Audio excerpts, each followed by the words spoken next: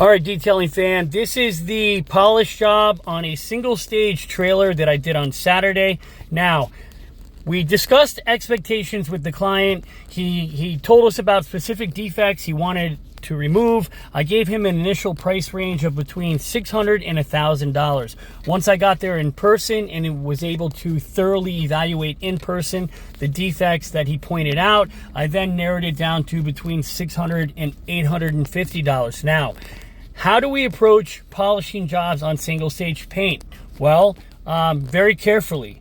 Single stage paint is softer and more porous than two stage paint for obvious reasons, and this means that heavy defects and contamination is going to penetrate the paint much easier and etch into the finish, thus making it more difficult to remove.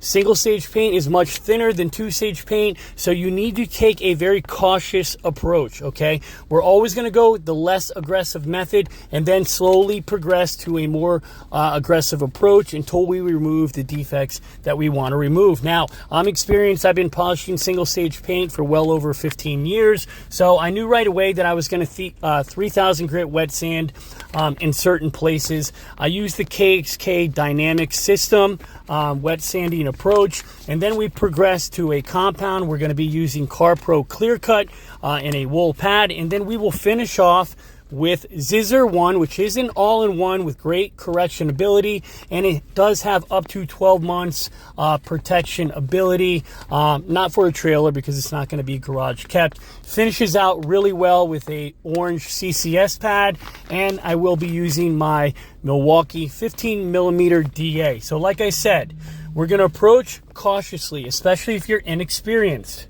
Having a good paint gauge is a must, okay? We're going to thoroughly evaluate the paint constantly. We're also going to be constantly brushing out our pad.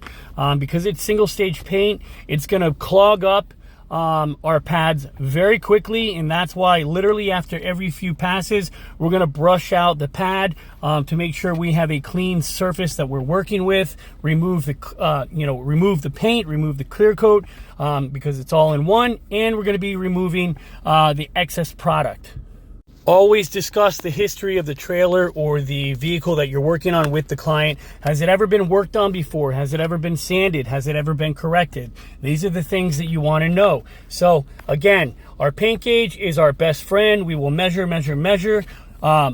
Always use the less aggressive method first, and if that doesn't work, then you can progress to the more aggressive approach. Hope that helps. Now you know.